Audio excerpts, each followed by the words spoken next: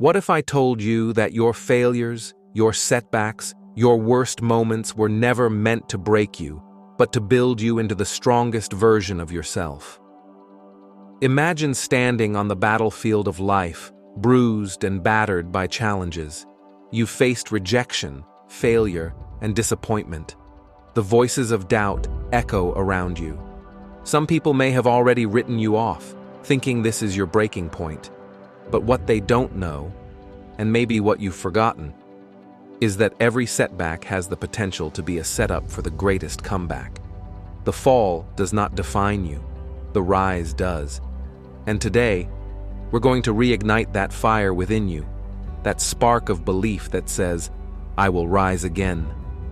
Let me share a story about a man who faced one of the greatest defeats imaginable. Michael Jordan, one of the greatest basketball players in history, was once told he wasn't good enough to make his high school basketball team. Can you imagine hearing that?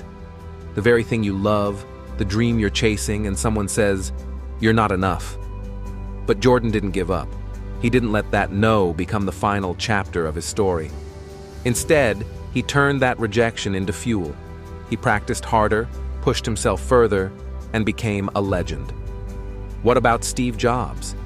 The man who co-founded Apple was fired from his own company. The world could have easily seen that as the end. But instead, he made a triumphant return and transformed Apple into one of the most successful companies in history.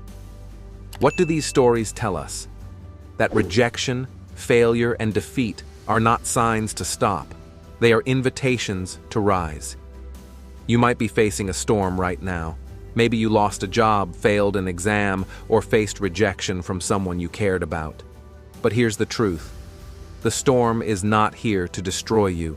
It's here to rebuild you, to show you just how strong you truly are. Do you know what separates those who stay down from those who rise? It's belief. Belief in the power of the comeback. When the world says, "It's over," you need to say, "Watch me rise." Fear will whisper in your ear, "What if you fail again?" Doubt will try to convince you that you're not strong enough.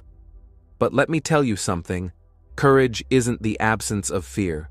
It's moving forward despite it. Every champion you admire, every person who inspires you, they've stood where you are now, questioning themselves, battling doubt. But instead of letting fear stop them, they used it as fuel to propel themselves forward. The only difference between those who succeed and those who don't is this: those who succeed refuse to quit. Practical steps to making your comeback. 1. Acknowledge the setback. Own your failures. Don't run from them. Instead, learn from them. 2. Set clear goals. What does your comeback look like? Visualize it. Write it down. Commit to it. 3. Take consistent action. It doesn't matter how small the steps are. What matters is that you're moving forward. 4. Surround yourself with positivity. Find people who believe in your dreams, who uplift and encourage you. 5. Celebrate progress. Every small victory is a step closer to your ultimate success.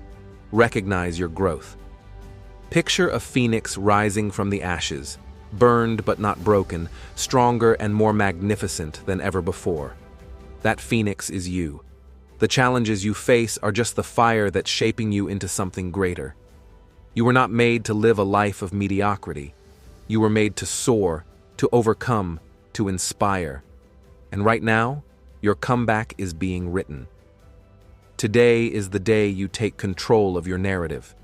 Today is the day you choose not to be defined by your setbacks, but by your determination to rise. Say it with me. I will rise. I will make my comeback. I will turn my dreams into reality. The world is waiting for your story. Make it one that inspires others. Make it one that proves the power of a comeback. Remember, life isn't about never falling. It's about rising every time you do. And your best comeback? It's just getting started.